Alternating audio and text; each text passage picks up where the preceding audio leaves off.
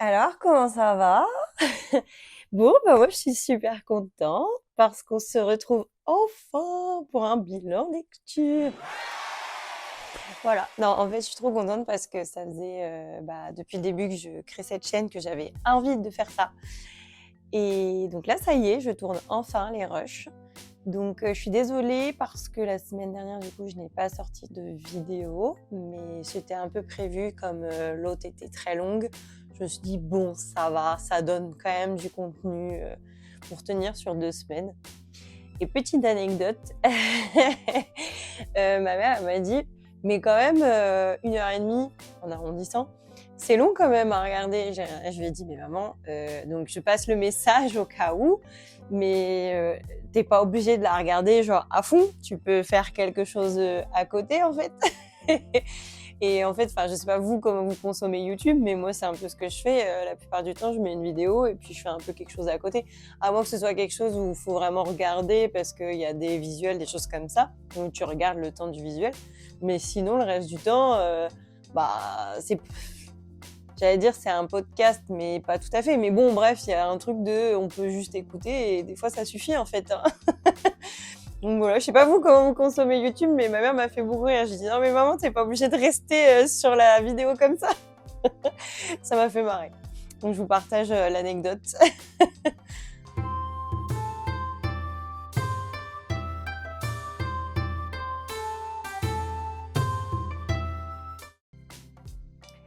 Alors, aujourd'hui, on va parler de Love Hina.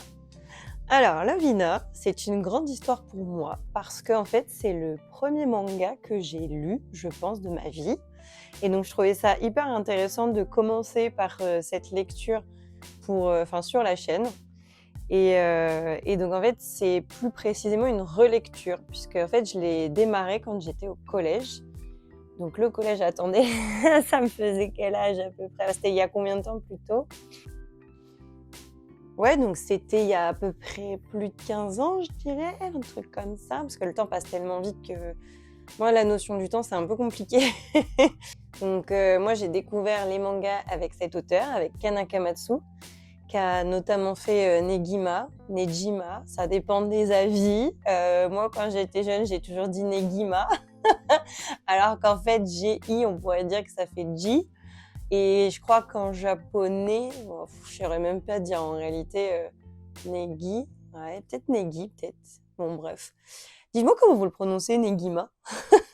Moi, je dis Negima, perso. Mais à force d'avoir entendu Nejima, des fois, je me mets à dire Nejima. Donc, c'est aléatoire. Ça fait vraiment penser au studio Ghibli, hein.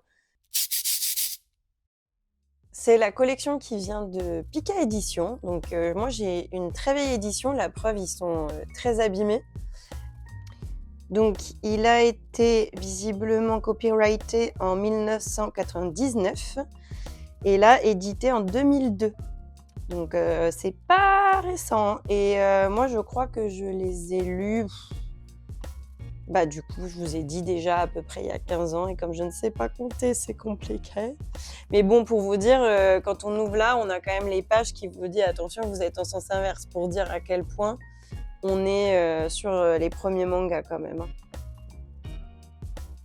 D'ailleurs, c'est rigolo. Le mot de l'auteur, il y avait une petite adresse mail à laquelle on pouvait échanger à l'époque avec l'auteur.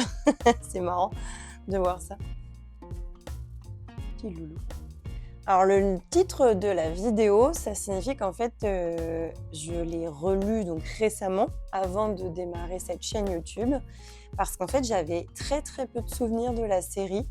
Ce qui m'en était resté, c'était le fait d'avoir un harem et le fait qu'il y avait le personnage principal qui se faisait un peu lyncher dans tous les sens, mais c'est tout ce que j'avais gardé de la série.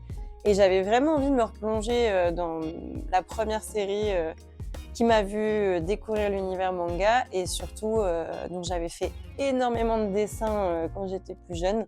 Je vous ferai une vidéo là-dessus, je pense, pour vous montrer tout ce que j'ai pu faire. Je crois que c'est la série dont j'ai fait le plus de dessins. Déjà, les titres de vidéos, j'aime bien ajouter le fait que comme je suis en retard sur tout le temps, eh bien j'ai enfin relu la série, quoi. Il y a ce truc de, bah oui, j'ai enfin fait un truc, parce que c'est tellement... soit je suis à la ramasse, soit je suis trop en retard par rapport aux tendances, etc. que, bah, en fait, il y a ce truc de enfin tu l'as fait, quoi. Le concept de la vidéo, c'est que je souhaite répartir la vidéo en 2 parties. Donc la première partie, il n'y aura pas de spoil. Je vais vous faire un petit synopsis de l'histoire et vous donner mon avis et mon ressenti. Éventuellement, je peux vous montrer quelques pages, ce genre de choses. Et ensuite, il y aura une deuxième partie où là, je vais vraiment vous raconter toute l'histoire et en tout cas les moments marquants de la série, tome par tome. Pourquoi je veux faire ça comme ça? En fait, la partie no spoil, donc c'est vraiment une partie où je trouve ça intéressant de faire découvrir à des personnes qui soit ne connaissent pas, soit qui l'ont vu mais qui ne s'y sont jamais intéressés et qui n'ont jamais pris le temps de le lire, qui sont un peu curieux ou qui se disent bah, pourquoi pas, peut-être, je ne sais pas, à voir plus tard, tout ça. Et la partie spoil, elle est faite soit pour les personnes qui savent d'office qui ne le liront jamais. Donc il y a ce truc de bon, de toute façon, comme je le lirai jamais, ça me dérange pas que tu me racontes l'histoire. Ça peut arriver. Comme c'est une vieille série, il y a des chances qu'il y ait des personnes, par exemple, je fais une catégorie un peu cliché, mais les plus jeunes, ça va peut-être pas vous toucher, je ne sais pas. Peut-être pas. Et pour les personnes qui l'ont déjà lu, en fait, je me dis que c'est une manière de replonger dans l'histoire sans prendre des heures à tout relire. Parce que du coup, c'est vrai qu'on ne peut pas passer notre temps à relire toutes nos séries. Donc peut-être que cette vidéo, elle vous permettra de vous repasser des moments dans l'esprit, de vous replonger dans l'histoire sans avoir forcément besoin de tout relire, quoi, tout simplement. Puis peut-être qu'entre deux, vous avez revendu vos livres, donc peut-être que vous êtes un peu nostalgique de certaines parties de l'histoire. Peut-être. Et donc voilà, je souhaite répondre un petit peu à ces différentes envies diverses et variées.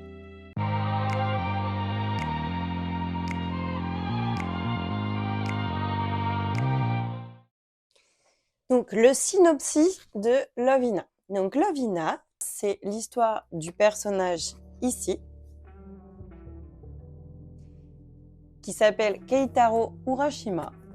Il a 19 ans et il essaye désespérément de rentrer dans la fac prestigieuse de Tokyo. Donc, de son petit nom, c'est Todai et le nom complet, c'est Tokyo Daigaku. Ouais, je suis obligée de regarder mes notes parce que vraiment, c'est pas des choses que je peux imprimer facilement. Donc en réalité, ça fait déjà 2 ans qu'il essaye de passer le concours depuis la fin du lycée. Et il est tellement entêté qu'il ne veut pas passer d'autres concours d'autres facs, il veut celle-là. Il veut Todai et c'est celle-ci ou rien d'autre. Donc en attendant, il révise, il traîne, il fait rien quoi, puisqu'il essaye de passer le concours et il n'y arrive pas. Et donc il se fait jeter de sa maison. Et donc il vient trouver refuge dans la pension de sa grand-mère. C'est une énorme pension qui est la pension Hinata. Et donc c'est une pension pour filles. Donc c'est pour ça que le manga, finalement, c'est une histoire de harem principalement. Donc on va avoir Keitaro qui va se retrouver au milieu de plein de profils et de personnages de femmes différentes, des jeunes, des moins jeunes. Et il va vivre au milieu de tout ça des aventures du quotidien. Le tout est enrôlé d'un fil conducteur, c'est-à-dire que Keitaro a fait une promesse dans son enfance, celle de rentrer à Todai, à une amie d'enfance quand il était tout petit. Et donc, il va y avoir toute une histoire autour de ça où il va falloir essayer de retrouver de qui il s'agit, est-ce qu'elle fait partie de son entourage ou pas, enfin voilà, ce genre de questionnement-là. Donc, je vous en dis pas beaucoup plus, je pense que c'est déjà un bon contour de la série. Ce que je peux vous dire, donc, c'est que la série, elle est en 14 tomes. Voilà, comme ça. Vous pouvez voir comme ça. Je vais faire des bêtises.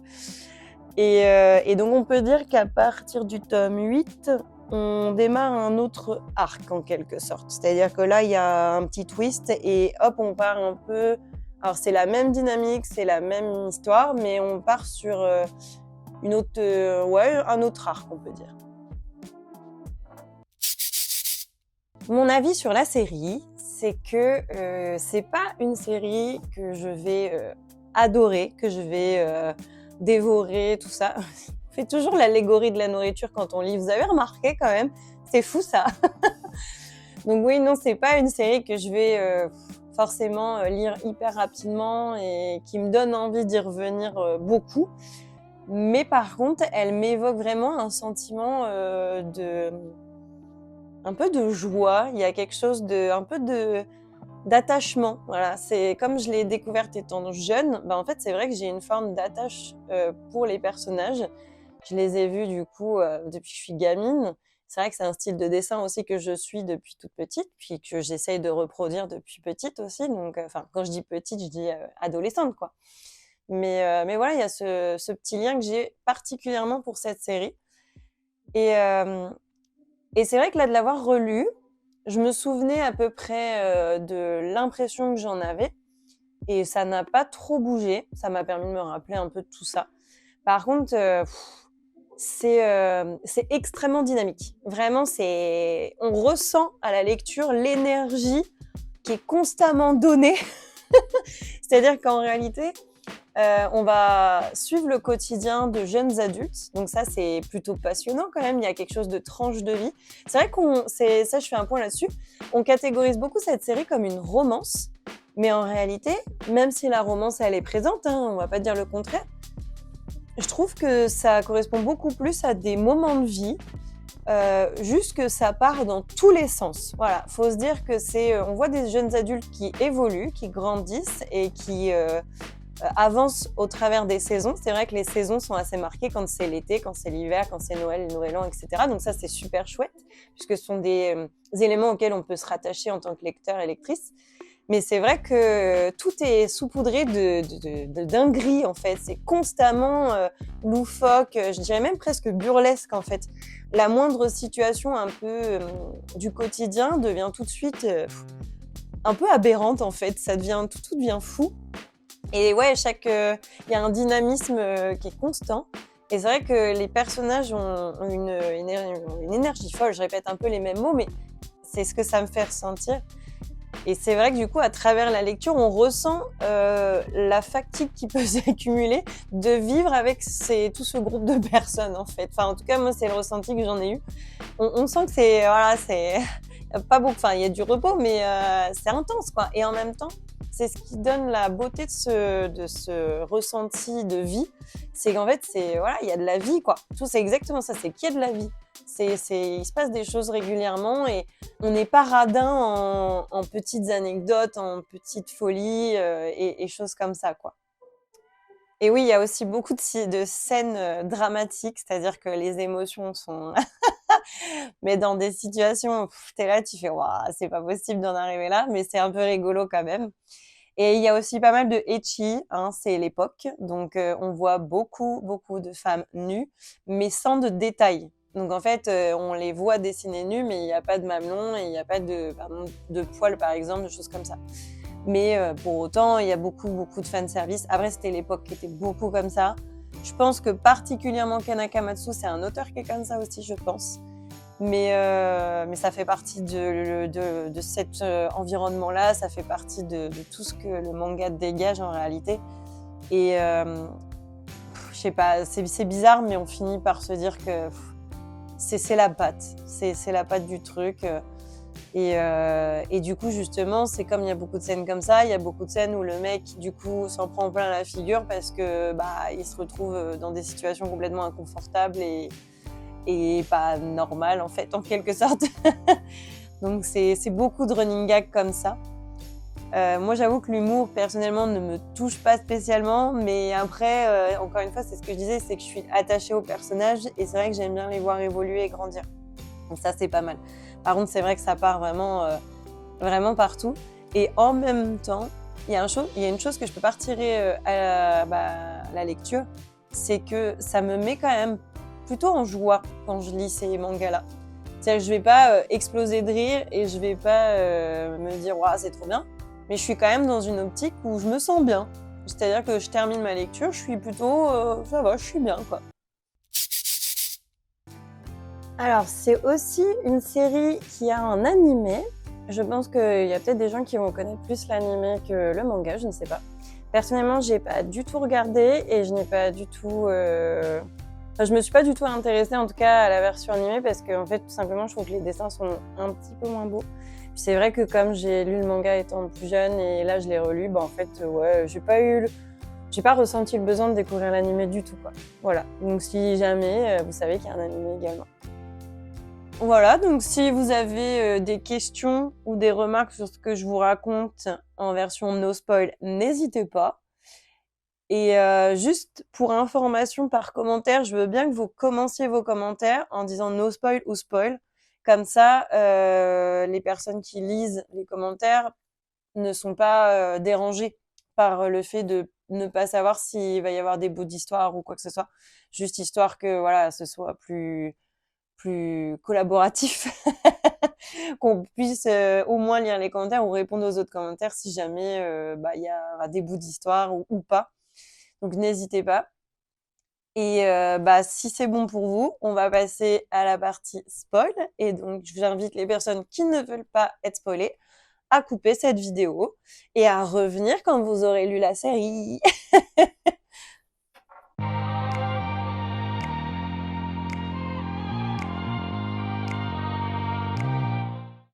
Donc, le tome 1. Le tome 1, c'est l'arrivée de Keitaro Urashima dans la pension Hinata. Donc au début, il arrive et il ne croise personne. Et en fait, il fait une entrée fracassante. C'est-à-dire que il arrive et il ne lui arrive que bourde sur bourde sur bourde. Enfin, en tout cas, lui ne fait que des bourdes et du coup, il se fait poursuivre par toutes les femmes de la maison et elles veulent évidemment le chasser. Quand elles apprennent que c'est un étudiant de Todai, alors ce qui est complètement faux, mais sa tante et la tenancière du café qui est collée à la pension vient à sa rencontre, le reconnaît et lui demande où il en est. Et donc à ce moment-là, il n'a pas le temps de dire s'il a réussi à rentrer à Todai ou pas, que toutes les filles de la résidence, de la pension, lui sautent dessus et lui disent quoi, t'es un étudiant de Todai? Et donc du coup, il est obligé presque de mentir parce que c'est le seul moyen pour lui de se faire accepter par les filles dans la pension. Donc, comme il n'arrive pas à avouer la vérité, il s'enfonce un petit peu plus dans le mensonge petit à petit. Et on commence à s'intéresser à deux personnages en particulier qui sont Shinobu, c'est cette petite-là, et Naru, qui est donc notre personnage principal sur la couverture. Donc, ce sont une étudiante qui est sur sa dernière année de lycée et une collégienne qui souhaitent elles aussi rentrer à Todai. Finalement, la vérité éclate. Et il se voit forcément chassé de la pension. Et là, il y a une petite anecdote qui est un peu mignonne, c'est que Keitaro fait toujours des purikura tout seul. Les purikura sont des petits photomatons où en fait il y a un petit décor autour de soi et il a un petit carnet comme ça où il collectionne les photos de lui dans différents purikura du coup. Et à ce moment-là, il en prend un quand même et Naru lui fait un photobombe et se joint à lui. Et donc cette petite image, cette petite photo, elle est très mignonne et elle est symbolique dans le manga. Puisque c'est la première fois qu'il fait un purikura avec quelqu'un. À ce moment-là, sa tante vient le voir et lui annonce que sa grand-mère lui lègue la pension et qu'il va en devenir le gérant. Forcément, les filles n'apprécient pas, mais finalement, il devient le gérant de la pension.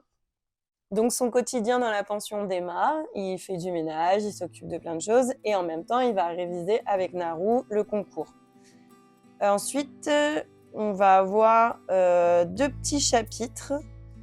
Donc on va avoir un petit chapitre sur Shinobu qui est une petite collégienne romantique dont ça va être l'anniversaire en fait. Et Motoko qui est aussi une lycéenne kendoka, donc kendoka qui fait du kendo. Et qui se pose la question si elle est en train de tomber amoureuse de Keitaro ou pas. Voilà. Le tome 2. Le tome 2. Donc on va démarrer en présentant le personnage de Su. Su, c'est elle. C'est une petite fofolle. Elle est pleine d'énergie et elle parle pas très bien japonais, elle a un petit accent. Donc il y a des petites blagues qui se font là-dessus. Ensuite, on a Keitaro qui imagine que potentiellement Naru puisse être la fille de sa promesse, puisqu'elle a à peu près le même âge que lui. Et il a un ressenti, un petit feeling. Et donc, il va essayer de deviner ça en fouillant dans son journal intime, ce qui ne plaît évidemment pas du tout à Naru. C'est la période de Noël. Et là, Keitaro a des résultats mais vraiment catastrophiques à son examen blanc. Donc il a l'impression de complètement abandonner les filles et de la pension, avec toutes ses promesses, toute sa bonne énergie, ses bonnes intentions, il se sent trop mal. Donc il envisage potentiellement de quitter la pension. Et finalement Naru le retrouve pour essayer de le réconforter et l'encourager à ne pas abandonner. Ensuite, il y a une succession de petits événements, c'est-à-dire qu'ensuite, après, il y a le Nouvel An, où là, Keitaro, il a une prémonition catastrophique, donc il lui arrive que des problèmes. Puis on enchaîne sur le fait que Naru et Keitaro sont en retard pour les examens de présélection. Enfin, Keitaro pense avoir raté ses examens et en fait, il a eu un super résultat. Du coup, les filles essayent de lui remonter le moral. Alors qu'en fait, il a des super résultats. Du coup, après, ils sont super en colère d'avoir fait tout ça pour rien. Après, il y a encore un chapitre où il a de la fièvre, Keitaro, donc il fait plein de rêves un peu bizarres. Ça part un peu en cacahuète. Ensuite, on a encore un chapitre qui présente la période de la Saint-Valentin, donc où les filles lui font des petits chocolats. Et on termine le tome où il passe ses examens et il est tellement stressé que Naru et lui sont obligés de faire une scène dans la salle des examens pour le remotiver, pour lui dire qu'il a fait une promesse, qu'il faut qu'il la tienne. Ça part en cacahuète. Bon bref, c'est un peu drôle quand même, mais voilà pour le tome 2. Donc on avance gentiment dans ce concours. Le tome 3. Donc on retrouve nos petits personnages, surtout nos deux étudiants, Naru et Keitaro, qui donc ont passé leurs premiers examens et qui malheureusement ne les ont pas réussis. En plus, Naru remet une couche puisqu'elle explique que ce n'est pas la fille de la promesse de Keitaro. Donc autant vous dire que là, c'est la déprime complète. Je réalise que je vous ai pas beaucoup parlé du personnage de Kitsune. Kitsune, donc c'est elle. Parce qu'elle a les yeux un peu comme un renard, je crois, si je dis pas de bêtises, c'est ça. Et en gros, c'est une étudiante du même âge que Naru qui a été au collège avec elle, mais qui n'a pas du tout les mêmes intentions qu'elle. Donc elle est plus dans le délire alcool, jeu de séduction, jeu tout court. Enfin bon, bref, c'est un autre genre de personnage. Elle est un petit peu rigolote. Et surtout, elle pousse un peu Naru, quoi. Parce que comme c'est sa copine d'enfance et qu'elles ont grandi ensemble, il y a un truc elle la pousse un peu, quoi. Donc après la grosse déprime des résultats foirés, Naru et Keitaro décident de partir en voyage. À la base, ça devait être un voyage séparé. Et en fait, ils se retrouvent tellement à toutes les mêmes destinations qu'ils finissent par faire le voyage ensemble. Et ça ressemble même à un couple. Su et Shinobu, elles sont très copines et elles sont un peu vexées, donc elles décident de partir à leur recherche et de partir les rejoindre. Finalement, Naru et Keitaro se font un petit trajet en bateau et font la rencontre de Mutsumi. Mutsumi, c'est elle. Et il se trouve que c'est un personnage du même âge qu'eux et qui ressemble énormément à Keitaro. Donc c'est-à-dire qu'elle est tout aussi maladroite, elle a des absences, enfin genre elle a une santé fragile, enfin vraiment personnage particulier. Mais tout de suite, ils s'entendent très bien tous les trois. Ils atterrissent, donc ils descendent du bateau, ils profitent de leur petit séjour et puis on ne sait pas comment ça arrive. Alors ça, vraiment dans la série, ça arrive très souvent. Mais ils finissent par dériver et s'échouer sur une île. Et ils finissent enfin par se détendre un petit peu, tous les deux, tous les trois. Ils se détendent enfin tous les trois. Et pour leur dire au revoir, Mitsumi leur lègue une petite tortue, une petite tamago, qui s'appelle Miyu. Allez, trop mimi. Je crois qu'on la voit là aussi. Ça, c'est un peu la marque de fabrique des mangas en général. Il y a toujours des petits animaux, des petits trucs qu'on aime bien. Particulièrement chez Kanakamatsu, il y aura toujours des petits animaux, des petites créatures qu'on aime bien qui accompagnent nos personnages principaux. En général, c'est un peu rigolo. Ensuite, il y a Sou et Shinobu qui étaient partis à leur recherche, qui ont été aussi retrouvés par Motoko et Kitsune d'un autre côté, qui étaient partis toutes les deux. Et donc finalement, toutes les quatre se rejoignent et finissent par retrouver Naru et Keitaro. Naru et Keitaro avancent dans leur romance. Ils tentent même potentiellement de s'embrasser, mais ils sont coupés par toute la tribu qui arrive et qui est tellement contente de les revoir que l'euphorie quoi. Le tome 4. Donc, on a une petite Naru qui termine le lycée. Donc, maintenant qu'elle a loupé le concours d'entrée à Todai, elle se demande un petit peu ce qu'elle va faire. Il y a un petit chapitre sur la petite Tamago, la petite Miyu, et un autre chapitre sur Motoko qui essaye d'être un peu plus féminine. Donc quand je vous dis, ça s'enchaîne pas mal en réalité. Hein. C'est plein de petites histoires courtes comme ça qui se suivent, des petits chapitres les uns derrière les autres. Et finalement, je pense qu'il y a le fil conducteur arrière, mais il y a plein de petites histoires parce qu'à l'époque, comme ça sortait chapitre par chapitre, ça avait pour volonté d'attirer l'attention des personnes et même des personnes qui n'avaient peut-être pas lu les précédents chapitres, j'imagine. Donc c'est pour ça que ça fait un peu plein de petites histoires, mais qui font partie d'un ensemble de quotidien, quoi. Donc après, pareil, Keitaro essaye de se trouver un baito. Un baito, c'est un petit job étudiant pour, en attendant de faire des études ou de trouver le job dans lequel on a envie de faire carrière. Sauf que Kitsune, elle fait tout gâcher. Elle fait tout foirer.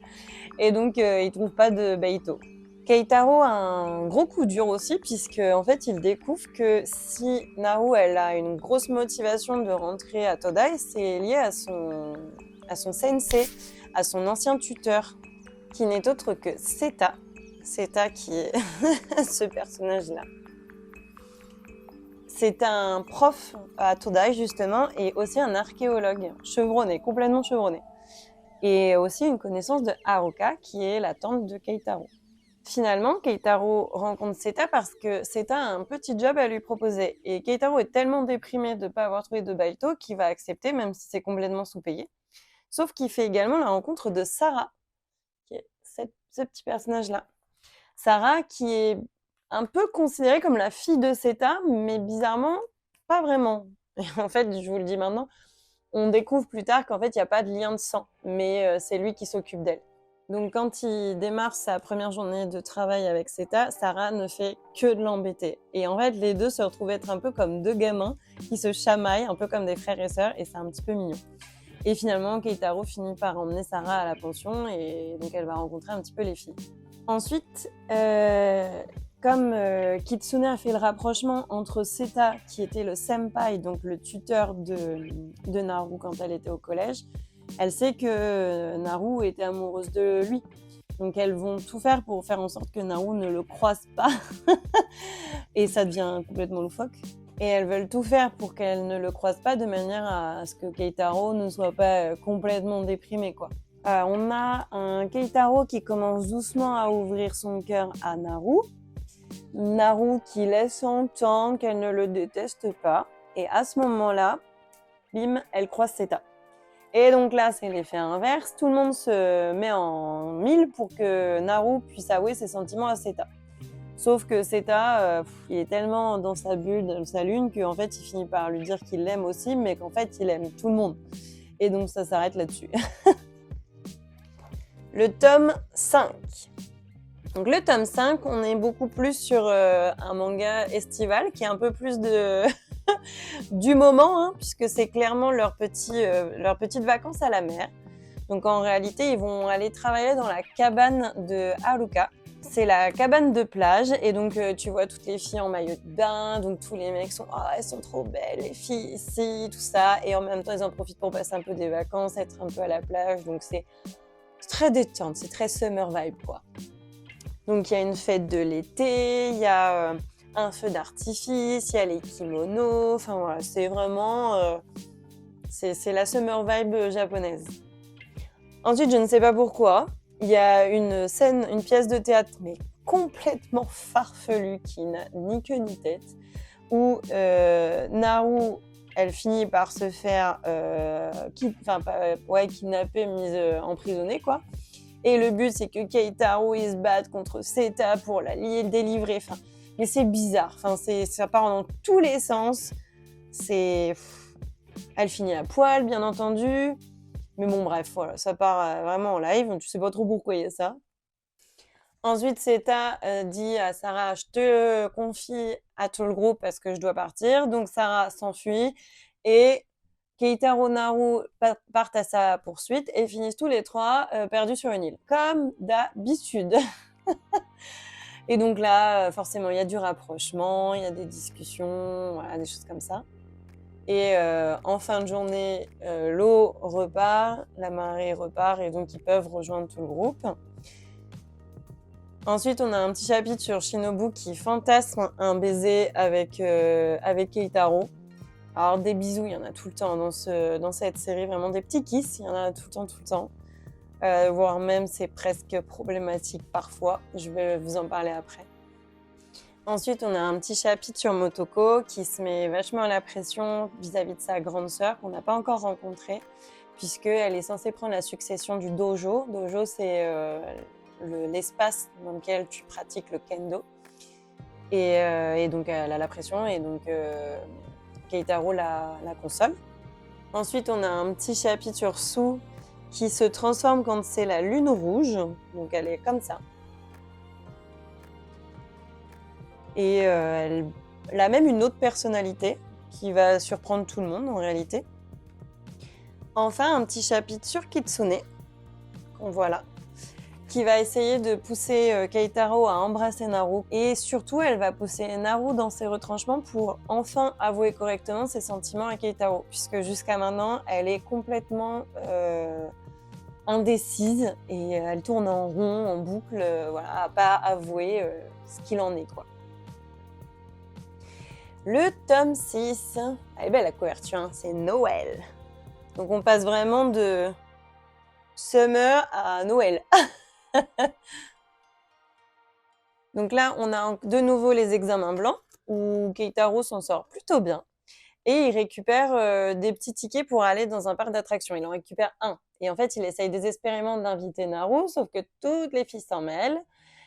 Et il se trouve gêné de leur refuser du coup la situation, quoi, le fait d'aller au parc d'attractions. Et in fine, après toute une aventure, il finit par inviter tout le monde et ne pas se retrouver en date avec Naru. Donc pour compenser, Naru et Keitaro partent en date, sauf qu'ils vont croiser Seta et Sarah. Donc ils ne vont pas être véritablement tranquilles. Par contre, il y a un élément très mignon, c'est qu'ils refont un Purikura, dont je vous ai parlé dans le premier tome, ce qui indique qu'une année est passée. Et donc là, on a les deux petits Purikura qui sont collés dans son petit journal. Donc c'est trop mignon. Puis ça montre quand même qu'ils ont un certain lien, qu'ils sont vraiment tout le temps ensemble, qu'il se passe des choses, etc., quoi. Tamago disparaît. Donc Miyu s'en va, personne ne comprend pourquoi. Et donc tout le monde part à sa recherche et Tamago est retourné voir Mutsumi. Donc ça permet à tout le monde de rencontrer Mutsumi et ça permet à Keitaro et Naru de la revoir. De là, ils font une partie de bowling. Ça devient un peu compétitif, bon voilà. Ensuite, Mutsumi explique à Naru et Keitaro qu'elle aussi, elle veut rentrer à Tudai et donc ils se mettent à réviser tous les trois et à faire des examens blancs et à se préparer tous les trois. Il y a une petite histoire aussi autour des passages secrets de la pension, parce qu'en fait la pension elle est immense et il y a plein de petits passages secrets qui permettent de relier des zones plus rapidement entre elles. Et il y a également une petite histoire avec une fondue géante. Ensuite, Naru met la main sur la peluche Reed qu'elle a depuis longtemps, qui vient d'un dessin animé. Sauf qu'elle découvre, bizarrement, que la peluche appartenait à Mutsumi. Et donc, ça remet énormément en question l'histoire de la promesse de Keitaro, puisque dans l'esprit et l'imaginaire de sa promesse, il y avait donc cette fameuse peluche Reed. Donc, suite à cette découverte, Naru, elle est persuadée que Keitaro, il a fait la promesse à Mutsumi. Donc, ça questionne aussi pas mal ses sentiments et leur relation, parce qu'elle se dit, bah oui, mais si c'est la fille de ta promesse, vous serez heureux ensemble, je te laisse tranquille avec elle. Enfin, ouais, ça part en drama, hein, je vous avais prévenu, c'est que du drama. Et donc, on est à Noël et Mutsumi, je sais pas pourquoi, embrasse Keitaro comme à chaque fois. Et donc, Naru tombe dessus comme à chaque fois et s'en va en courant. Et c'est le drame. Le tome 7. Donc, on repart avec cette fameuse séquence de Noël où Naru, elle s'enfuit. Et donc, Keitaro la rattrape et il décide de s'accrocher aux deux. Donc, il s'accroche à Naru et à Mutsumi. Et donc, il n'arrive pas à les lâcher puisqu'il ne veut pas faire de choix. Et il se trimballe comme ça, je sais pas combien de temps. Pareil, ensuite, donc, on atteint le Nouvel An, puisque là, on a fait Noël. Donc, ensuite, il y a le Nouvel An. Et c'est toujours un peu la même histoire. Il y a un peu Keitaro entre Mutsumi et Naru. Les deux sont un peu en mode « je me bats contre toi, mais en même temps, je te laisse la place ». Lui, il est en mode « je peux pas choisir ». Enfin bon, bref, c'est un peu, voilà, comme ça. Mais en mode loufoque, hein. Attention, on n'est pas sur le mode triangle amoureux. On est sur voilà, le triangle amoureux un peu, c'est burlesque. Hein. Et donc, on les voit aussi dans leur quotidien et on les voit encore réviser. Puisque le concours approche vraiment. Là, c'est important pour eux de se concentrer. Ça fait quand même, Keitaro, c'est la 3e fois. Non, la 4e fois qu'il le tente, puisque la 3e fois, c'était la première fois avec Naru et les deux l'ont raté. Pour Naru, c'est la 2e fois. Mutsumi, je sais pas trop, c'est pas trop dit. En tout cas, j'ai pas le souvenir que ce soit dit. Et donc là, il y a quand même un peu un gap parce qu'il se dit, bah là, je vais pas quand même le repasser des milliards de fois. Donc si je le foire là, je vais peut-être quand même m'arrêter et commencer à envisager de travailler, quoi. Donc là, on est à un moment où il faut y aller quand même. Donc là, Keitaro pense avoir raté la première partie. Donc les filles, Mutsumi et Naru, l'emmènent patiner pour lui changer les idées.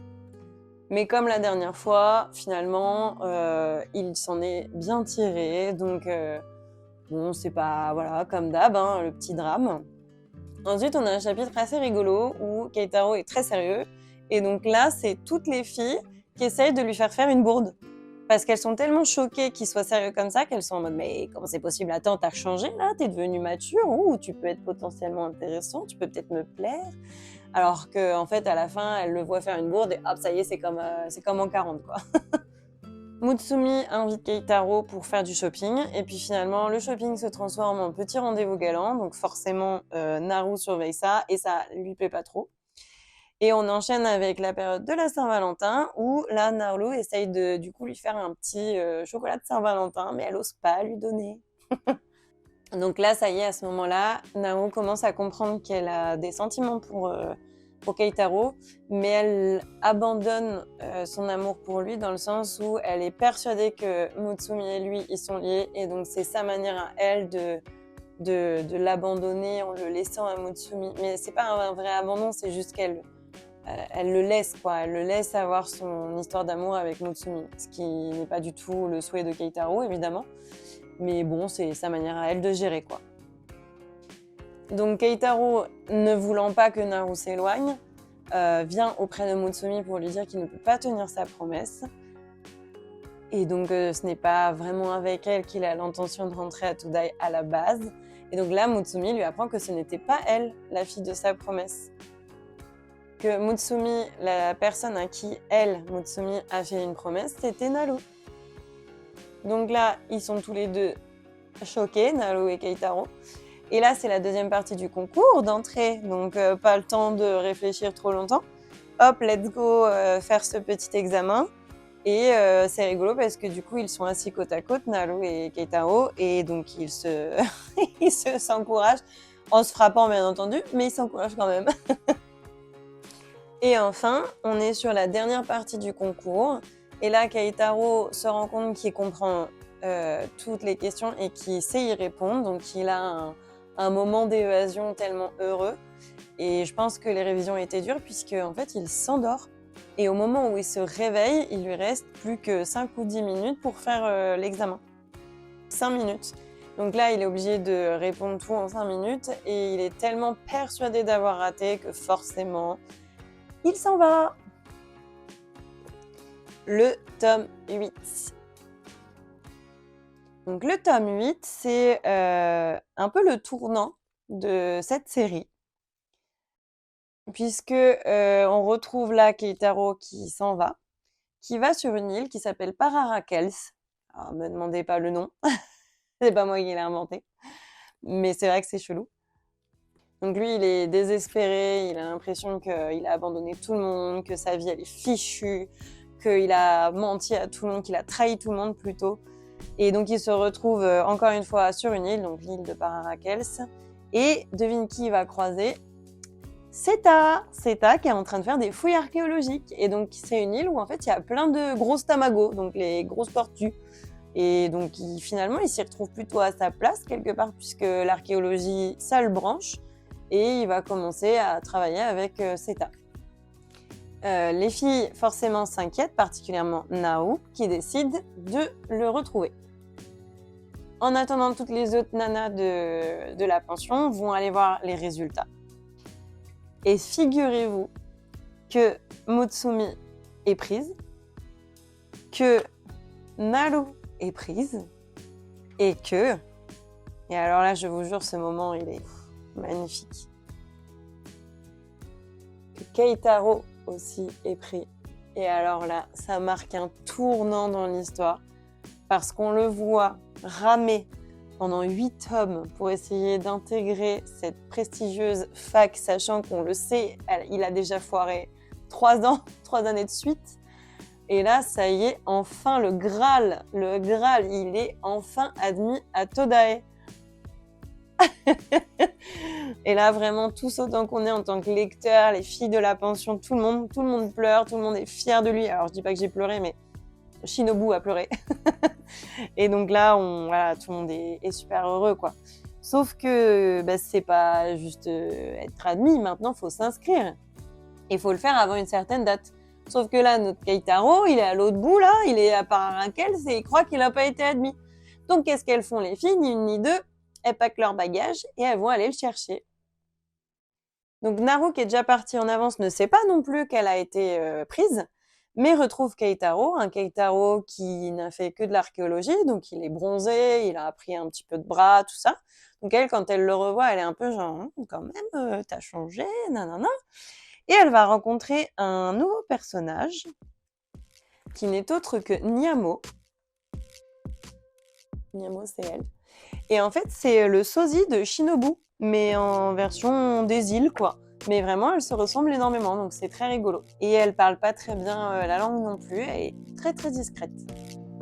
Donc là, Keitaro va lui montrer un petit peu la vie qu'il a sur l'île, va lui faire un petit peu le tour. Puis ils finissent encore une fois par se perdre dans une oasis où ils vont découvrir des vestiges. Finalement, les filles de la pension qui étaient venues les chercher, se retrouvent au même endroit. Donc tout le monde est sur l'oasis. Et Shinobu et Nyamo se rencontrent et se lient d'amitié. Là, forcément, Naru et Keitaro apprennent qu'ils ont été admis. Et alors là, c'est explosion de joie. Bon, qui est du coup suivi de « Oh, faut se dépêcher d'aller s'inscrire ».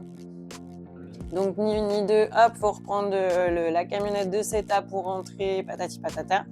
Sauf qu'à l'aéroport, Naru a des problèmes de ventre. Elle tombe malade à moitié. Et donc, ça empêche Keitaro de prendre l'avion.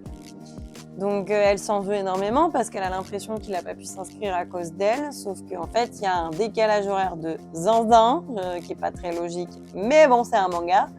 Qui fait qu'en fait, il y a un décalage de, d'une journée. Qui fait qu'en fait, eux, il leur reste encore une journée pour s'inscrire. Bref. Je n'ai pas cherché, hein. Mais donc ils ont pu s'inscrire. Le tome 9. Donc là, ça y est, on démarre un tournant dans l'histoire, puisque nos deux protagonistes principaux sont admis à Todai. Sauf que ça ne se passera pas comme ça. Notre Keitaro national se blesse et il finit à avoir la jambe dans le plâtre à l'hôpital. Donc il ne peut pas suivre son premier cours à Todai, son rêve qui s'effondre le premier jour d'entrée de la rentrée. C'est aussi le moment où Keitaro avoue clairement à Naru qu'il est amoureux d'elle. Et là, Naru ne lui répond rien et s'en va, alors que lui ne peut pas se déplacer, donc il peut même pas avoir de réponse, quoi. Donc elle le laisse juste en plan, comme ça, sans réponse. Kitsune l'apprend, et donc elle va essayer de faire en sorte que Keitaro sache ce que Naru ressent. Bon, évidemment, ça part en catastrophe, enfin en cacahuète, et ça part dans tous les sens, et il n'y arrive pas.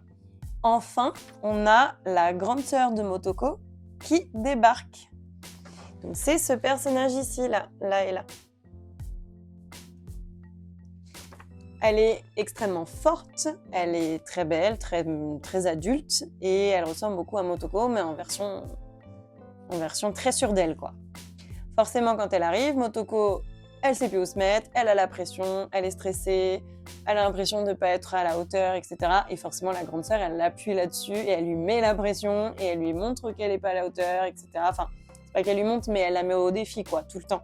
Elle la met tout le temps au défi pour vérifier si elle peut prendre la succession du dojo, si elle va au bout de ce qu'elle entreprend, etc. Ce genre de choses. Donc Motoko, elle est tellement stressée à ce moment-là qu'elle fait croire à sa sœur qu'elle va se marier avec Keitaro pour donner un peu une raison de vie, un objectif de vie et ce qu'elle souhaite faire, quoi. Sauf que Keitaro, il se fait prendre au milieu de tout ça en mode « mais moi, j'ai rien demandé ». Donc forcément, quand la grande sœur l'apprend, elle n'est pas contente. Et forcément, elle a envie de punir sa sœur qui lui a menti sur le mariage, le faux mariage. Motoko se remet complètement en question. Elle se dit qu'il faut qu'elle abandonne le kendo, que elle faut qu'elle fasse autre chose, donc elle essaye des trucs différents, mais en fait tout foire. Et elle a tellement pas confiance en elle que c'est un déclin pas possible. Donc Keitaro va énormément soutenir Motoko. Il va lui remonter le moral et il va également lui confier l'épée de la pension, Hina. Hinata, Hina. Et ils vont tous les deux aller rejoindre la grande sœur de Motoko à Kyoto, si je dis pas de bêtises. Donc il n'y a que Keitaro et Motoko qui partent dans un premier temps pour prouver à la grande sœur qu'elle a tort de ne pas faire confiance à Motoko. Et Naru n'apprécie pas trop la situation, va les rejoindre. Et donc là, elle découvre que Keitaro et Motoko se battent ensemble pour affronter la grande sœur, parce que sinon la grande sœur va les marier de force. Évidemment, ça ne plaît à personne, mais du coup, voilà, c'est un petit comique de situation. Sauf que là, on découvre qu'en fait, l'épée Hina, c'est une épée maléfique. Et qui détient cette épée devient complètement taré et détruit tout. Et le seul moyen de faire transmettre l'âme de l'épée à un nouveau propriétaire, c'est d'embrasser le propriétaire. Je vous ai dit que c'était loufoque. Donc on passe de Naru qui récupère l'épée la première, puis la grande sœur de Motoko, et enfin c'est Motoko elle-même qui va sauver tout le monde et qui en profite pour embrasser Keitaro quand même. Mais grâce à ça, sa grande sœur reconnaît sa valeur et tout est bien qui finit bien. Ça y est, c'est l'été, donc c'est de nouveau les petits yukata, les petits kimonos d'été. Et là, on va repasser du temps avec le personnage de Shinobu qui, elle aussi, aimerait rentrer à Todai. C'est aussi son rêve. Donc elle se dit que pour y arriver, il faut qu'elle fasse comme Naru. Donc elle commence à s'habiller pareil, elle commence à aller voir Keitaro, lui demander comment travailler, lui demander de l'aider à réviser, tout ce genre de choses. Et elle se dit aussi qu'elle pourrait potentiellement paraître plus adulte pour plaire à Keitaro. Donc elle déprime un petit peu parce qu'elle voit bien qu'elle ne plaît pas à Keitaro, qu'elle n'arrive pas à avoir les notes qu'elle espère. Et donc pour la consoler, Keitaro l'emmène passer une petite journée avec elle dans un petit parc d'attractions. Ensuite, on retrouve Keitaro qui est enfin soigné, qui a enfin sa jambe qui n'est plus dans le plâtre, sauf que ce sont les grandes vacances scolaires, puisque là-bas, tu as le premier semestre et derrière, tu enchaînes avec les vacances. Donc il est dégoûté. Mais en même temps, on a une grande surprise, c'est qu'on a Seta qui vient demander Haruka, donc la tante de Keitaro, en mariage. Et là, tout le monde tombe des nues et Haruka refuse. Donc ça va être l'occasion de se plonger un petit peu dans le passé de ces deux personnages et surtout toute la pension, particulièrement Naru, va demander un peu pourquoi, qu'est-ce qui bloque, est-ce que ça ne lui plaît pas, ce genre de choses. Donc tout le monde s'intéresse un peu à eux, ce qui gêne beaucoup Haruka, qui est quand même de nature très discrète et qui n'aime pas raconter sa vie. Donc c'est là qu'on découvre un petit peu le fait qu'à l'époque, c'était un trio. En fait, il y avait Seta, Haruka et la mère de Sarah, qui est malheureusement décédée. Donc c'est comme ça que Seta s'est occupé de Sarah. Et il avait annoncé qu'il déciderait la personne avec qui il se marierait à 30 ans. Donc c'est pour ça que là, il arrive vers Haruka pour lui demander de se marier avec elle, sauf qu'Haruka ne lâche pas trop parce qu'elle sait que Seta était aussi amoureux de la mère de Sarah. Puis, à force, elle finit par craquer au moins pour passer la nuit avec lui. Tout ça, ça permet aussi à Keitaro et Naru de se rapprocher un petit peu, puisque d'avoir un petit peu Seta et Haruka en vision, ça les rapproche un peu. Naru s'ouvre un peu plus, même si c'est toujours très fébrile. Le tome 10. On arrive doucement au bout. Donc on retrouve Naru et Keitaro qui essaient de se rapprocher, qui essayent de s'embrasser. Ils sont tout seuls dans la pension puisque c'est l'été. Et ils vont aller rendre visite à Mutsumi à Okinawa. Et donc Mutsumi, elle a une très grande famille. On voit toute sa petite famille là, avec sa maman qui lui ressemble énormément. Mutsumi questionne pas mal Naru pour essayer de savoir la profondeur de ses sentiments, mais Naru, elle a vraiment du mal à avouer ses sentiments, c'est compliqué. Et à ce moment-là, Mutsumi en profite pour avouer à Naru qu'elle était amoureuse de Keitaro quand ils étaient petits. Et comme Mutsumi vole un baiser à Keitaro devant Naru, puisque Naru les surprend à ce moment-là, forcément ça repart dans les mêmes cercles que ce qu'on a eu avant, c'est-à-dire une Naru qui se sent mal à l'aise et qui se dit ok, je vous laisse vivre votre amour, tout ça. Sauf que Mutsumi fait une mauvaise chute et redevient l'enfant qu'elle était à l'époque. C'est-à-dire que là, son corps est celui de la Mutsumi adulte, mais son esprit est la Mutsumi enfant. Et le médecin dit qu'on peut pas y faire grand-chose et qu'il faut attendre que ça passe et qu'il faut pas trop la perturber et jouer le jeu. Et donc tout le monde se met à jouer son soi enfant, donc Keitaro et Naru principalement, parce qu'en fait Naru, Keitaro et Mutsumi ont vécu une enfance ensemble, pas tout le temps ensemble, mais ont eu des souvenirs d'enfance en commun. Donc là, ça part en cacahuète parce que Mutsumi, qui est toujours un enfant, se met à vouloir se marier avec Keitaro, donc faut pas la contrarier. Donc on organise un faux mariage, mais qui a tout d'un vrai mariage. Et forcément, Naru, elle finit au bout d'un certain temps, quand même assez tardivement, à s'opposer au mariage. Et donc Mutsumi lui propose de faire un pierre-feuille-ciseau, un jankenpon pour la version japonaise. Je savais pas trop que ça se disait comme ça. Et en fait, elle la laisse gagner. Et ça lui permet de se raviver un souvenir de quand elle était plus jeune, où Mutsumi avait fait la même chose. Elle avait laissé Naru gagner, entre guillemets, l'amour de Keitaro. Ensuite, le trio rentre de vacances. Et là, on retrouve une petite Su qui n'a pas le moral. Donc, comme d'habitude, Keitaro va essayer de lui changer les idées. Et c'est là que il va lui apprendre que potentiellement, lui, il va partir à l'étranger. Donc là, elle part complètement en vrille. Su, je vous ai pas dit, elle fabrique tout le temps plein de trucs. Donc elle est très tech, donc elle fabrique des armes, elle fabrique des boucliers, elle fabrique de tout, et des engins pour naviguer. Et là, elle a une montgolfière qui sort de nulle part et elle s'embarque dedans. Et donc pendant ce petit voyage dans la montgolfière, il apprend qu'en fait, ce qui lui mine le moral, c'est parce qu'elle n'a pas reçu de l'aide de son frère. Évidemment, Su aussi en profite pour l'embrasser. Bref, normal business dans cette histoire. Donc on retrouve notre petit Keitaro qui a manqué les premiers cours. Donc forcément, comme il a manqué les premiers cours, il peut pas suivre la suite. Donc il se retrouve un peu dans l'embarras. Et il découvre que Naru, elle a un petit baito. Donc il se dit, mais qu'est-ce qu'elle fait ? Et il la croise dans une tenue hyper élégante, hyper classe. Donc il se dit, je vais la suivre, je vais voir ce qu'elle fait. Et en fait, il découvre qu'elle est prof particulière pour des classes de prépa. Donc il s'y glisse, il s'y faufile et c'est un petit peu mignon. Elle lui explique que c'est en le voyant s'épanouir à faire de l'archéologie que ça lui a donné envie, elle, aussi de s'épanouir dans une vocation. En l'occurrence, l'enseignement. Ensuite, Keitaro doit rentrer quelques jours un peu pour voir ses parents parce que malgré tout, il les a pas beaucoup vus dans cette histoire. Et donc, il laisse les filles quelques jours. Sauf que les filles, sans Keitaro, elles sont assez malheureuses. Et il avait dit qu'il rentrerait le soir d'Halloween. Donc, elles sont toutes là, déguisées, là, comme ça. Elles sont mimi. Mais il n'y a toujours pas de Keitaro. Donc, elles sont pas contentes. Et Naru particulièrement s'inquiète, donc elle ne le vit pas très bien. Et au moment où elle part à sa recherche, hop, elle le croise qui est en train de rentrer, donc un petit croisement là, hop. Et en fait, elle s'effondre devant lui parce qu'elle était inquiète. Et à ce moment-là, il y a une petite case que moi j'adore, que j'ai dessinée un petit peu en croquis, où il s'excuse. Mais qu'est-ce qu'il est mimi! Un homme qui s'excuse devant sa femme en larmes, là, comme ça, j'adore. Et puis, toutes les filles le retrouvent et tout le monde est content.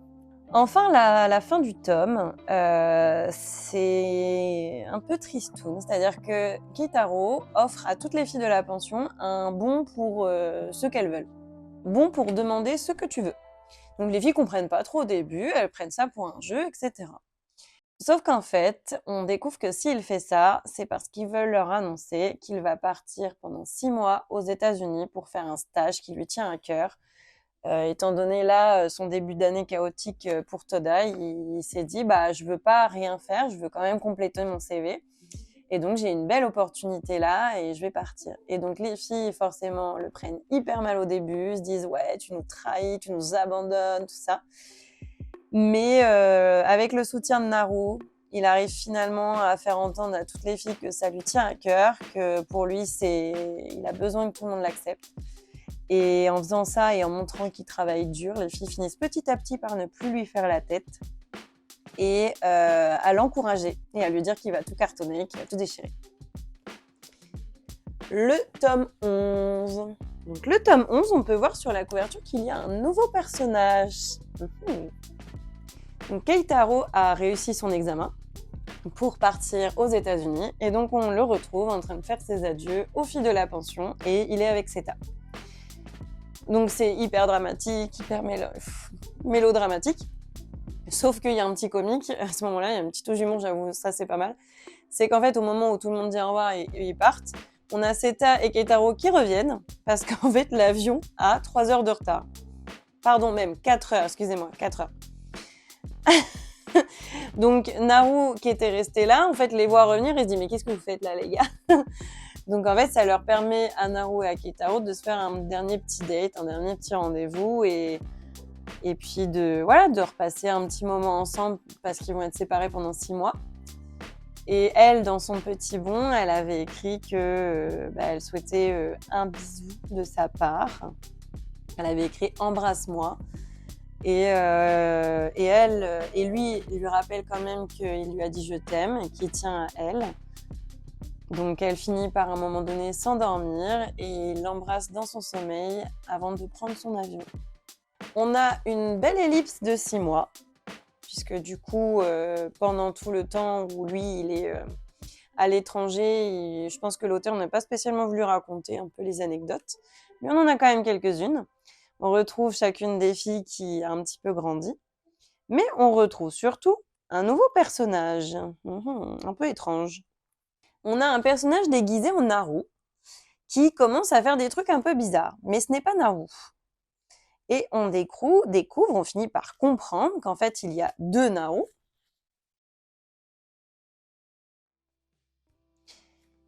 Et on rencontre le personnage de Kanako, donc le personnage de la couverture, qui n'est autre que la petite sœur de Keitaro. Et comme c'est sa petite sœur, elle a aussi un droit de possession sur la pension et elle commence à y faire des travaux. Donc les filles sont offusquées, disent « Non, ne détruis pas la pension, tout ça. » Mais elle tient à faire des travaux. Et en fait, on se rend compte, après quelques batailles, que c'était des travaux de rénovation. Et donc que la pension est toute neuve et toute belle. Son souhait à Kanako, c'est de faire de la pension un ryokan.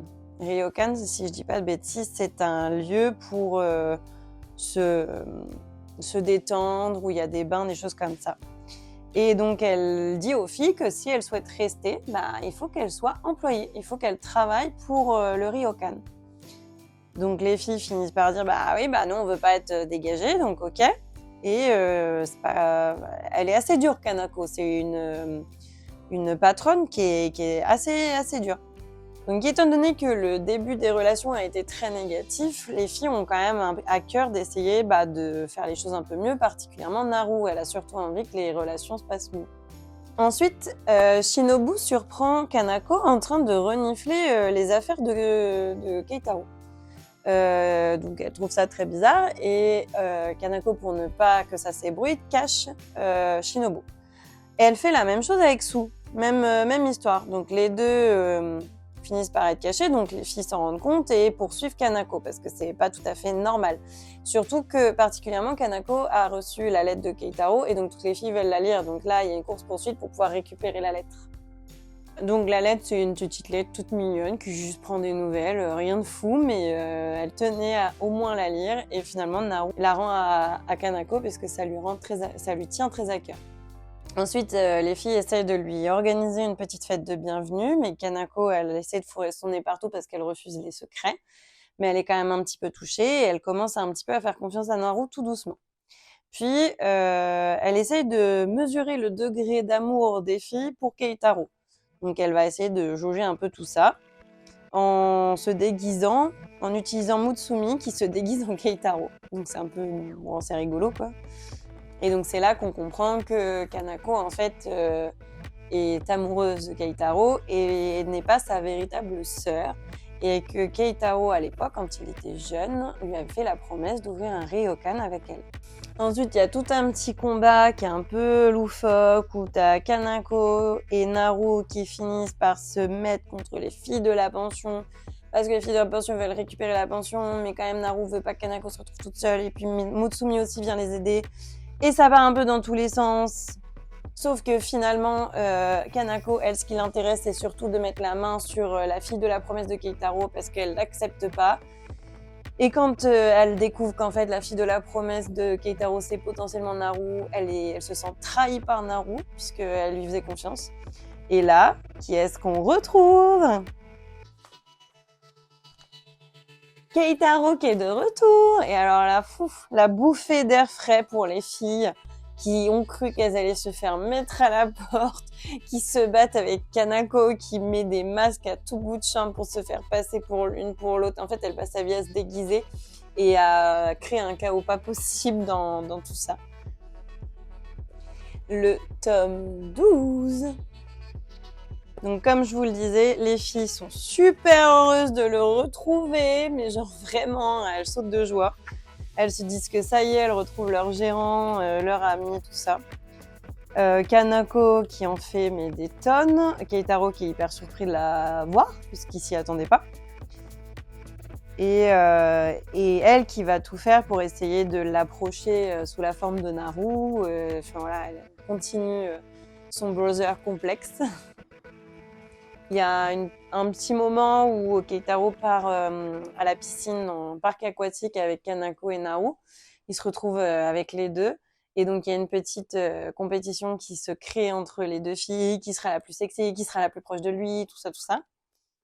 Finalement, Keitaro finit par se rappeler la promesse qu'il avait faite à sa sœur, mais pour autant, ça ne change rien à ce moment-là.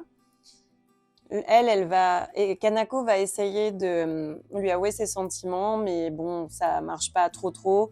Keitaro commence à se dire, mais attends, c'est pas possible, c'est ma sœur quand même. Sauf que tout va le pousser un petit peu à être proche d'elle. Et il se trouve qu'il y a une sorte d'annexe un peu légendaire à côté, où en fait, si tu fais un vœu dans cette annexe à l'être aimé, il va se réaliser et vous serez liés. Finalement, Keitaro y va en pensant croiser Naru, sauf que c'est Kanako qu'il croise, et c'est à Kanako qu'il fait la promesse d'aller à Tudai au lieu de Naru. Donc Kanako, elle est aux anges. Forcément, ça les lie. Et donc, Naru qui arrive juste après, se retrouve bonne dernière et à la ramasse. Keitaro veut pas se laisser faire. Il décide quand même d'emmener Naru à Todai pour qu'ils puissent entrer à Todai ensemble, sauf que sur le trajet, tout le monde s'invite. Il y a Su, Kanako, Shinobu et Motoko. Et donc, sur le trajet, hop, ça part en cacahuète et ils échouent. À ce moment-là, ils se retrouvent encore une fois perdus au milieu de nulle part. Et toutes les filles poussent Naru à avouer ses sentiments, parce que quand même, il y en a un peu marre. Sauf qu'elle n'apprécie pas et s'enfuit. Et là, les gars, c'est le début d'une course-poursuite interminable, mais vraiment. Et surtout, où ça change de camp toutes les 3 secondes. C'est-à-dire que Kanako, au début, elle était contre Naru, puis finalement, elle va être dans son camp, et puis finalement, les filles... Enfin bref, pareil, au début, elle est avec Mutsumi et Kitsune qui la soutiennent, puis finalement, elle la laisse. Enfin bref, c'est plein de rebondissements, quoi. Donc en fait, Naru, quand elle part, à ce moment-là, c'est parce qu'elle est persuadée que le destin a lié Kanako et Keitaro, comme ce qui s'était passé avant avec Mutsumi et Keitaro. Et donc elle veut les laisser tranquilles. Sauf que ça marche pas comme ça, parce que Keitaro, il est vraiment sincèrement amoureux de Naru, donc il veut pas la laisser tomber, donc il la suit. Sauf que Kanako, elle protège encore Keitaro, mais elle se rend compte quand même au fur et à mesure que Keitaro est sincèrement amoureux de Naru, donc elle finit par aller plutôt du côté de Naru pour essayer de voir ce qu'il en est de son côté à elle. Et quand elle comprend que Naru c'est fébrile, mais que potentiellement elle est vraiment aussi amoureuse de Keitaro, elle commence à se ranger de son côté et à lui permettre d'avoir un peu plus de temps de réflexion. Il y a un tout petit combat entre Kanako et Motoko qu'on voulait trop voir, parce que vraiment les 2 personnages sont très badass, et du coup ça fait très plaisir de les voir s'affronter, puis se battre ensemble. Donc ça, c'est très chouette. C'est un binôme qui fonctionne très très bien.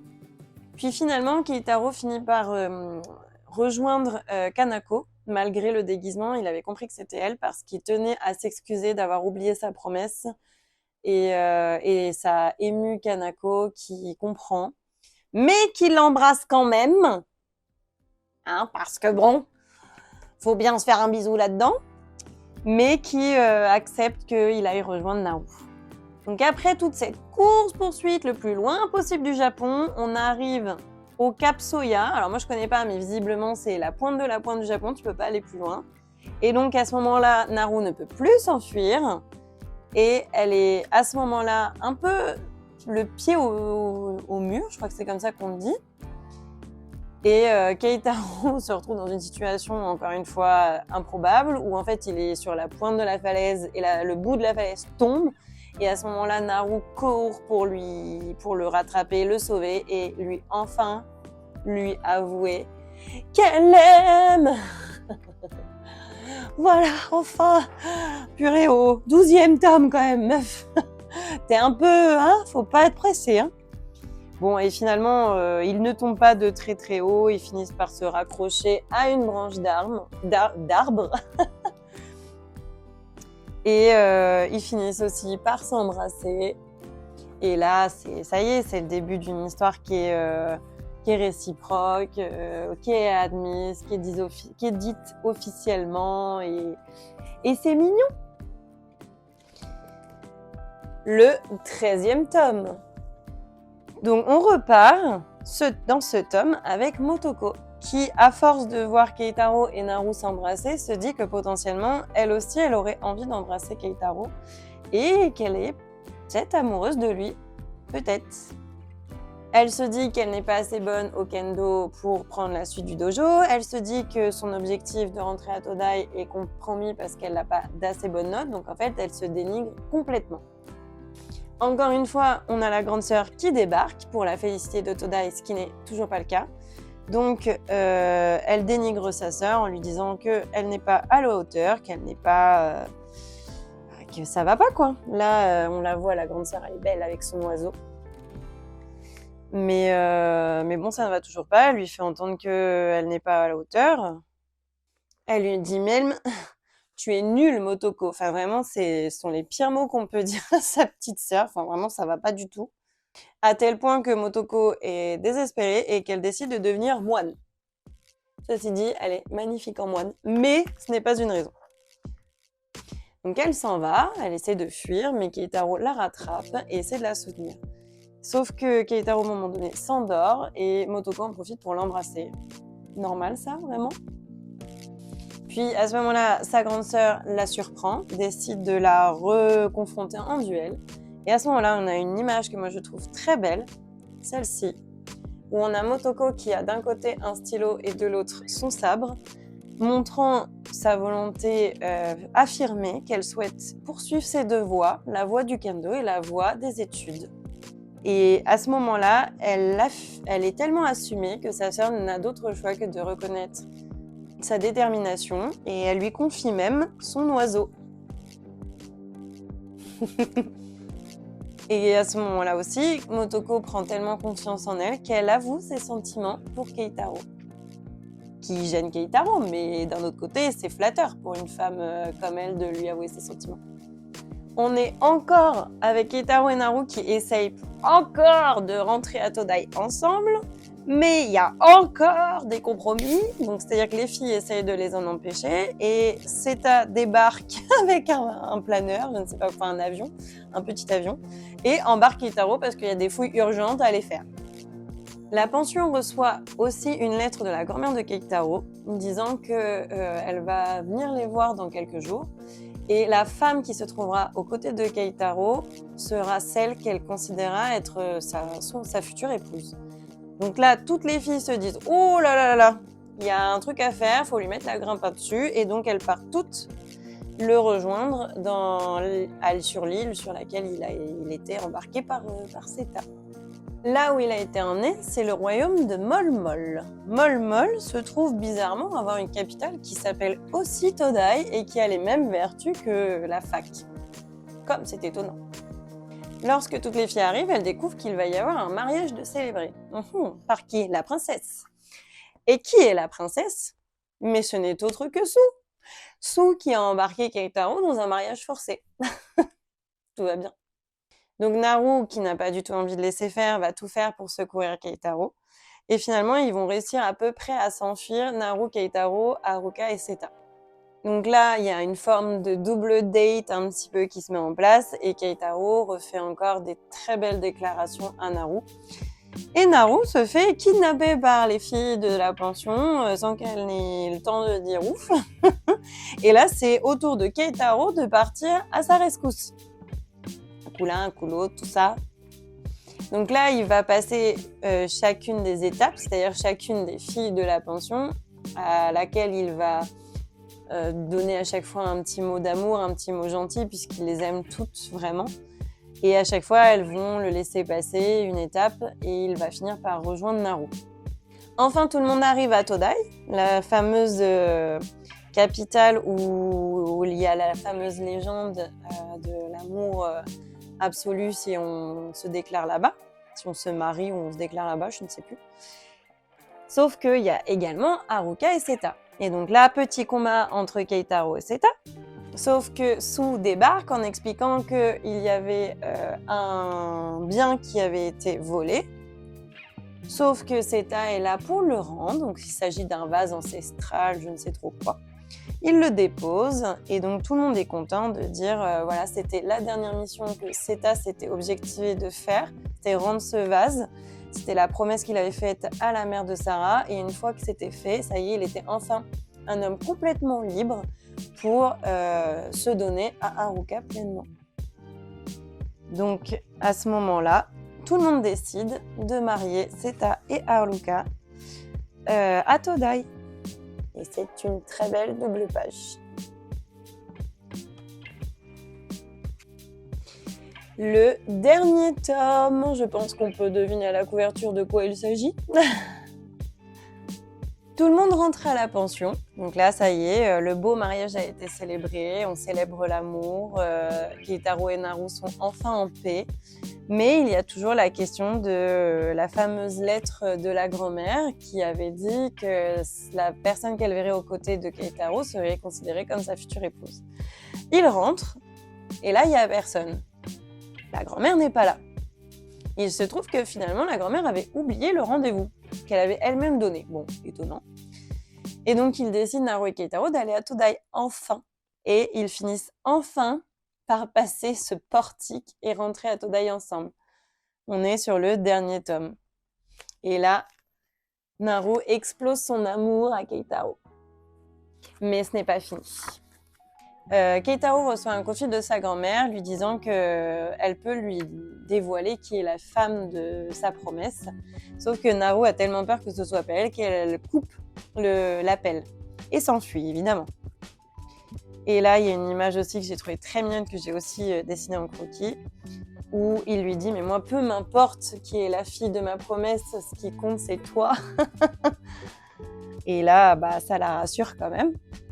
Puis, il retrouve Nyamo. Alors, Nyamo qui sort de nulle part, vraiment.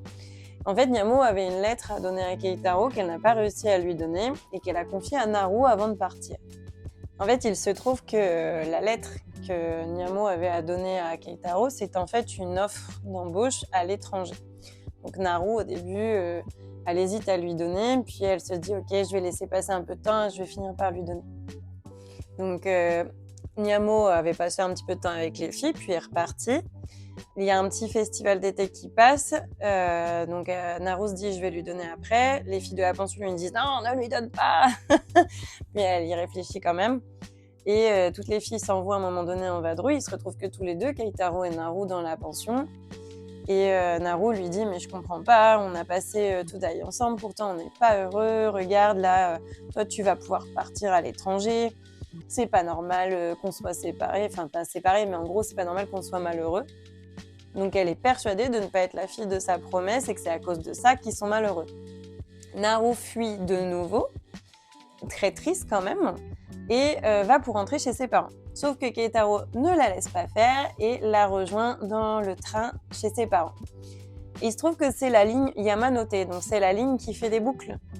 Et ils discutent tellement, il l'empêche tellement de sortir qu'ils se disent « Bon allez, c'est pas grave, on refait une boucle. » Et ça continue comme ça, pendant super longtemps, jusqu'au soir. Et c'est très beau parce qu'en fait, il y a plein de petites images comme ça, de moments de vie qu'ils ont pu avoir pour montrer à quel point ils ont vécu des choses, à quel point c'était beau, à quel point... ça a été une belle aventure de vie, mais qui n'est pas terminée, mais pour lui rappeler aussi qu'il n'y a pas eu que du malheur, en fait. Et là, ils se retrouvent tous les deux le soir, et là, la voix de la grand-mère résonne. Les deux se disent « Non, on va pas se laisser faire, on va montrer à la grand-mère que peu importe la fille de la promesse, en fait, on est fou amoureux et on est heureux. » À ce moment-là, tu ne sais pas pourquoi, mais le soleil revient, toutes les filles de la pension reviennent, c'est formidable.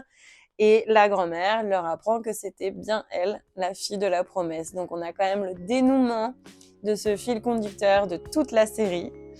Et à ce moment-là, ça leur permet à eux d'être enfin heureux, sereins, et d'affronter le futur sereinement.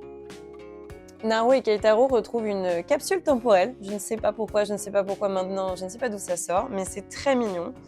Et tu les vois tous les deux avec le symbole des amoureux japonais, avec Mutsumi à côté. Et ils écrivent tous les deux un petit peu leurs envies, leurs choix de carrière. Donc d'un côté, Keitaro qui souhaite devenir un grand archéologue, et de l'autre côté, Naru qui souhaite devenir une excellente prof. Et les deux sont très heureux à Todai. On a quand même un petit prologue qui ressemble bien à du Lovina. On découvre ce petit personnage-là qui s'appelle Emma, qui veut rentrer à Todai et à la pension Hinata. Donc on est vraiment beaucoup plus tard. On est... je ne saurais pas dire combien d'années plus tard, mais on est vraiment beaucoup plus tard. Sauf qu'elle fait exactement la même entrée en matière que Keitaro lors du premier tome, donc c'est pour faire un petit côté de clin d'œil. Et là, elle arrive dans une salle où il y a une robe de mariée. Elle se retrouve à voler le voile de la robe de mariée complètement sans le vouloir, mais parce qu'elle l'avait essayé et elle a pris peur et elle s'est enfuie à ce moment-là. Du coup, elle a volé le voile sans le vouloir. Elle croise Keitaro, évidemment, qui va essayer de l'aider et qui part en fuite avec elle. Donc c'est l'occasion de recroiser absolument tous les personnages qui sont pimpés pour un mariage et qui ont bien grandi, donc c'est rigolo. Avec Naru en robe de mariée, trop belle, vraiment trop belle. Et elle remercie Emma de lui rendre son voile et elle demande évidemment à son mari de venir. Et donc, on a Keitaro et Naru qui se marient, avec évidemment une petite bourde de la part de Keitaro qui marche sur la robe de Naru et qui la déshabille. Et donc, du coup, on finit sur une belle double page qui signe bien leur relation, qui est très conflictuelle, mais très mignonne. Voilà. On termine quand même sur une petite bulle de Keitaro qui lui dit « Arrête Naru !» Et Naru qui fait « Pas question, je suis ta femme maintenant !» Bon voilà, j'espère que c'était pas trop long. J'ai essayé de résumer, mais en même temps d'en donner beaucoup pour pouvoir se replonger dans l'histoire et tout ça. Si je vous donne mon avis avec les spoils. Donc, moi, ce qui m'embête dans cette série quand même, je pense que vous l'avez senti dans mon résumé, c'est qu'on fait vachement de boucles. C'est-à-dire qu'on revit vachement les mêmes trucs tout le temps. Genre le fait d'être perdu sur des îles, le fait d'avoir des kidnappings, de partir au secours, ou de poursuivre une personne qui s'est enfuie pour des raisons à moitié entendables, on peut dire.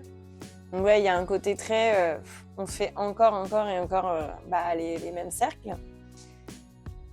Autrement, il y a plein de petites histoires aussi tout le temps sur les personnages, donc ça c'est pas mal, mais c'est vrai qu'on boucle encore une fois sur les mêmes types d'histoires un petit peu quand même. Donc bon, mais encore une fois, c'est attachant malgré tout. Le gros point noir de la série, vraiment le gros point noir, c'est la question du consentement. C'est dramatique, mais vraiment catastrophique, je dirais. Quand même, le moment où Motoko, elle embrasse Keitaro 2 fois, je vous ai pas raconté la première fois, mais 2 fois dans son sommeil, alors qu'il est en couple avec Naru à ce moment-là. C'est quand même vraiment pas normal. Alors j'imagine qu'à l'époque, il y avait ce truc de ouais, t'es l'homme qui plaît, t'as plein de femmes qui t'embrassent, qui sont autour de toi, etc. Oui, mais non, fais pas ça en fait. Et donc du coup, ça j'avoue, pour moi, c'est le gros point noir de la série, c'est le consentement. Et du coup, il passe son temps à se faire embrasser tout le temps par toutes les filles, alors que lui, il n'aime que Naru en fait. Donc c'est vrai que je trouve que ça, c'est vraiment problématique dans la série. Si on met ça à part, l'histoire est mignonne. J'aime beaucoup la partie où on se prépare pour un concours. Et puis, une fois que tu as le concours, voilà, mais qu'est-ce que tu fais? Parce qu'il n'y a pas que ça, il y a aussi une question de carrière derrière, il y a une question de vie quotidienne, de ce qu'on souhaite devenir, etc. Donc ça, je trouve ça très beau aussi. Mais c'est vrai qu'on passe quand même absolument toute la série à attendre que Naru dise enfin ce qu'elle ressent pour Keitaro. Et à la fin, on a envie de lui dire, mais c'est pas possible de faire tourner quelqu'un bourrique à ce point-là. Parce que vraiment, lui, pour le coup... il avoue ses sentiments assez tôt et surtout, il est sincère depuis le début. Il n'avait qu'elle en tête tout le temps. Même si il y a eu des moments d'hésitation un peu avec Mutsumi vis-à-vis de la promesse, mais on comprend bien qu'il n'y a que Naru en fait. Même quand il y a les autres femmes qui s'intéressent à lui, les autres jeunes filles, il y a ce truc de ne pas vouloir les blesser en fait. Il veut juste être... il les adore quand même quoi. Mais ça n'empêche que même malgré sa bienveillance, il va pas leur donner le sentiment de quoi que ce soit. Bref. Donc voilà pour l'histoire de Keitaro et Naru principalement, et de la pensionnata et de ses pensionnaires. C'est très mouvementé, il y a plein de trucs rocambolesques, mais c'est dynamique et je sais pas, je trouve que ça nous laisse sur un sentiment quand même très positif. J'espère que ça vous a plu. Je sais que ça a été très long, je sais que c'est du gros débroussaillage, mais qu'est-ce que vous en pensez? Est-ce que ça vous a fait plaisir de replonger dans cette histoire ou de la découvrir à travers moi et tout ce que je vous en ai partagé? Dites-moi si ce format plaît, parce qu'en fait, sinon, je peux peut-être essayer de faire autrement, plus court, plus long, je ne sais pas.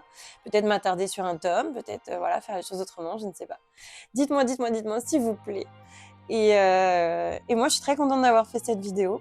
C'était très long à tourner et je pense que le montage va être très long aussi. Mais je suis contente de la faire parce que j'avais envie de la faire depuis longtemps. Et en tout cas, je vous remercie de regarder mes vidéos. Je vous remercie de commenter, de liker, de booster. Je ne sais même pas ce que c'est. Mais moi, apparemment, il y a le boost. Et je vous dis à la prochaine. J'espère peut-être une vidéo de dessin.